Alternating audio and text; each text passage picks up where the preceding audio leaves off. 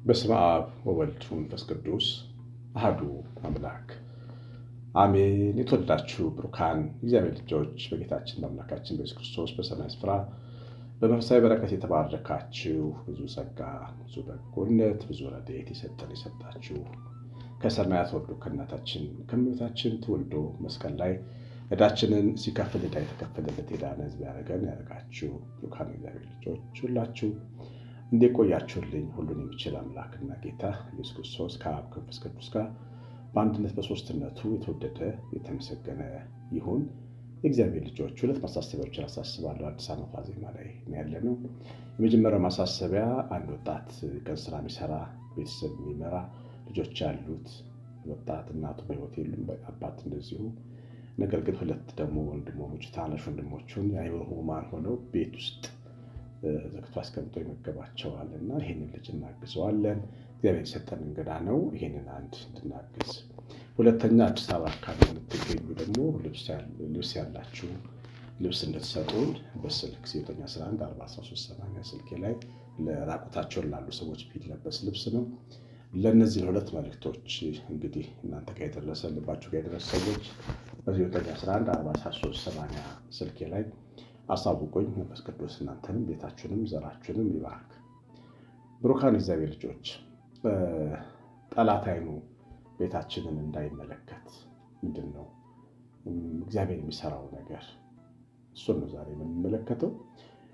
መነሻ የምናደርገው ታሪክ በአብርሃም ዘመን በሎጥ ቤት ውስጥ የሆነ ታሪክ ነው። እንደምታውቁት ሎጥ ቤት ሁለት ሰዎች መላእክት ሰዎች መስለው መግባታቸውንና የሀገሩ ሰዎች አውጣቸውና ከነሱ ጋር እንተኛ ብለው በሰልፍ በኃይል በሮን እስከ መስበር እስኪታገሉ ድረስ ሎጥን ሲጋፉት ተጽፏል። እዚህ መጽሐፍ ላይ እጅግ መጥፎና ክፉ ማህበረሰብ የነበረበት ለምለም ቀጤማ የተሸፈነ ሀገር ውስጥ ነበር ሎጥ መጥቶ የሄደው።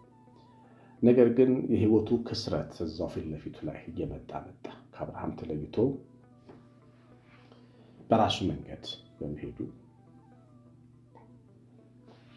ከአብርሃም አምላክ ይልቅ በራሱ ማስተዋል በመደገፉ አንድ ነገር ልንገራችሁ። ይህን የምትሰሙ ሁላችሁ እግዚአብሔር ልጆች ምንም አይነት ትምህርት ተማሩ፣ ምንም አይነት እውቀት ወቁ፣ ምንም አይነት ወረት ገንዘብ ይኖራችሁ፣ ህይወት ያለ እግዚአብሔር ከባድ ነው።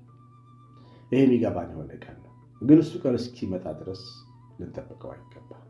ቀደም ብለን እንደ ብልህ ሰው ልንማር ይገባል። ብልህ ሰው ከሞኝ ይማራል ይባላል። አባታችን ሎጥ የመረጠው ምርጫ ከባድ ሞኝነት ነበር። ሀገሩን ልምላሜውን እንደ እግዚአብሔር ገነት የመሰለችው ስትታይ እንደ ግብፅም አረንጓዴ የነበረችውን ሀገር አይቶ እሷ ትሻላለች ብሎ መምረጡ፣ ከአብርሃም አምላክ ጋር ድንጋይ ላይ መኖር አለመፈለጉ በህይወቱ ያስከፈለውን ዋጋ ነው እዚህ ምዕራፍ ላይ የምናነበው። እና የሀገሩ ሰዎች ሰው ማያፍሩ እግዚአብሔርን የማይፈሩ ነበሩ። ሴሰኞች ነበሩ። ነውር የማያውቁ ነበሩ። እነሱ ሀገር እንግዳ ቤት ውስጥ ገብቶ አያድርም ነበር። ዛሬ ግን ሎጥ ቤት ሁለት እንግዶች መጥተዋል። አውጣልን ብለው ተጋፉት። ሎጥ ብዙ አማራጭ አመጣላቸው። የገዛ ልጆቹን ለመስጠት እንኳን አማራጭ ሰጣቸው። አንተ መጤ ደግሞ አንተ ሂድ ወደ ሀገር ደግሞ የማናገር ሆኖ የምታማርጠን ብለው በኃይል ቤቱን ሊሰብሩ ፈለጉ። ያን ጊዜ እግዚአብሔር ቃል እንደዚህ ይላል። ሁለቱም ሰዎች ኦሪት ዘፍጥረት ምዕራፍ 19 ቁጥር 10 ላይ እጃቸውን ዘርግተው ሎጥን ወደ እነርሱ ዘንድ ወደ ቤት አገቡት፣ መዝጊያውንም ዘጉት። በቤቱ ደጃፍ የነበሩትንም ሰዎች ከታናሻቸው ጀምሮ እስከ ታላቃቸው ድረስ አሳወሯቸው። ደጃፉን ለማግኘት ሲፈልጉ ደከሙ። አሁን የእግዚአብሔር ትድግና እና ደግሞ እግዚአብሔር የአብርሃም አምላክ አይደል? አብርሃምን አስቦታል። ሎጥም በልቡ እግዚአብሔርን ያምናል። መቼም እግዚአብሔርን ማመን ጥቂት እርሾ ብትሆን ተራራን ታፈርሳለች ይችላል። እምነት ትንሿ የሎጥ ትንሽነት ተራራን ያፈርስለት ነው። ከዛ ከባድ የገሃነመ እሳት ወይም ከእሳት ፍርድ ላይ ያድነው መልአክ ወደ ቤቱ ልኮ ነበር። እነዚህ መላእክት ጎትተው አስገቡትና በሩን ዘጉት። እግዚአብሔር የሎጥን በር ዘጋ። እግዚአብሔር በር ሲዘጋ መጽሐፍ ቅዱስ ላይ በዋናነት ሁለት ቦታ ነው የምናየው። የኖህን መርከብ ሲዘጋ እና የሎጥን ቤት ሲዘጋ ነው የምናየው። እግዚአብሔር የዘጋው በር አይከፈትም፣ አይታወቅም የቱ ጋር እንደሆነ ራሱ። ይህ የእግዚአብሔር ኪነ ጥበብ። በሩን እየታያቸው ሰዎች አያዩትም ነበር። ዳዊት በመዝሙሩ እንዳለው በልዑል መጠጊያ የሚኖር ሁሉም በሚችል አምላክ ጥላ ውስጥ ያድራል። እግዚአብሔር የቤታችሁን በር ሲዘጋ በልዑል መጠጊያና በአምላክ ጥላ ውስጥ ነው የምትገቡት። ይሄ በጣም መታደል ነው። እግዚአብሔር ይመስገን። በር የህይወታችን መግቢያ መውጫ ነው። ኑሯችን ነው፣ ትዳራችን ነው፣ ማረፊያ ቤታችን ነው፣ ልጆቻችን ናቸው፣ ሽምግልናችን፣ ጉልምስናችን፣ ህይወታችንን አጠቃላይ ይወክላል። ምንገባበት ምንወጣበት ኑሯችንን ይወክላል። ጠላት ቤትም ውስጥ ስራ ቦታም ይፈልገናል። ግን በር የሚዘጋላችሁ መልአክ ግን ቤታችሁ ይኖር። ይኸውላችሁ እናንተ ኦርቶዶክስ ክርስቲያኖች በደንብ አዳምጡ። ቤታችሁ ውስጥ የምትጠሩት አምላክ የሚያገለግላችሁ መልአክ እንዲኖር መፍቀድ አለባችሁ። የእኔ ቤተሰብ ሶሻሊስት ነበሩ ታውቃላችሁ። በኋላ መንፈሳዊ ነገር ለመጀመር ሲሞክሩ የቅዱስ ሚካኤልን ዝክር ይዘክሩ ነበር ቤታቸው። ያ የቅዱስ ሚካኤል ዝክር በእኔ ህይወት ላይ የነበረውን ተጽዕኖ ልነግራችሁ አልችልም። እንዴት ወደ ህይወት እንዳመጣኝ ነው የማውቀው። ሚካኤል የተባለውን መልአክ ቤቴ ውስጥ እንዲገባ የእኛ ቤት ጠባቂ እንዲሆን ፈቅደዋል። እግዚአብሔርን አምላክ አድርገው መልአኩን ጠባቂ አድርገው ነበር የሚሰሩት። እንዴት በሚካኤል ቀን ከብዙ አደጋዎች እንዳተረፈኝ መስክሬላችሁ አውቃለሁ። እና እንግዶቻችን ይሆናችሁ እኩዮቻችን ብቻ አይሆኑ፣ ሰማያዊ የሚሆኑ የቤታችን ጠባቂ ያው እግዚአብሔር ይሁን። ቤት በአጥር ብቻ አይጠበቅም። ቤት በአደገኛ አጥር፣ በአደገኞች ውሾችና ጥበቃዎች ብቻ አይጠበቅም። እንዳትታለሉ፣ እንዳይመስላችሁ። ዓለም ላይ ከአደገኛ አጥር በላይ አደገኛ ጠላት አለ። እግዚአብሔር ካልጠበቀ ጠባቂዎች በከንቱ ይደክማሉ። እና የቤታችሁ ጠባቂ፣ የደጃችሁ ጠባቂ ማለት ይታያል ወይ? ጠላት እንዲያየ ውስጡ ድረስ ያየዋል። እናንተን ቤት በር ዝጉ፣ በደንብ ወደ ውስጥ ግቡ። ዝም ብላችሁ ምስጢራችሁን አታውሩ ለሰው። ቤታችሁ ውስጥ ይንቀጣቀጭ ቢኖርም እዛው ጨርሱ። መላእክቱ ወደ ውስጥ ነው የሳቡት ሎጥ። ወደ ቤት ግባ፣ ወደ ቤታችሁ ግቡ እንጂ ወደ ገበናችሁ ግቡ። አትክፈቱ በራችሁ። ባለጋራችን የሚውጠውን ፈልጎ እንደሚያገሳ አንበሳ በዙሪያችን እንደሚዞር አትርሱ። ክፍት በር አይኖራችሁ። አራዊት እንዲገባበት አትፍቀዱ። ለማንም የሚነገር የትዳር ሚስጥር አይኖርም። እንዴት እንደምንኖር ሰው ግራ ሲገባው ድረስ ዝም በሉ። ከምትወዷት እናታችሁ ከእናታችን ከእመቤታችን ተማሩ፣ እንማር። ነገርን በልባችን ጠብቅ። ስለ ልጆቻችን አታው በየሰው ልጆቻችን ደካማ ጎን ቢኖራቸው ልጆቻችሁን አትሙ። በር አትክፈቱ። ሎጥ ሞኝ ነው። በር ከፍቶ ወጥቶ ልጆቹን ይዞ ነው የወጣው። ልስጣችሁ ወንድማቆ ልጆች አሉ። እንደሱ አይደረግ እና እግዚአብሔርን የመሰለ አምላክ እያለ በሩ ላይ ቆሞ ስለዚህ ወደ እግዚአብሔር ተንበርኮ ቢጸልይ እኮ ይሆን ነበር።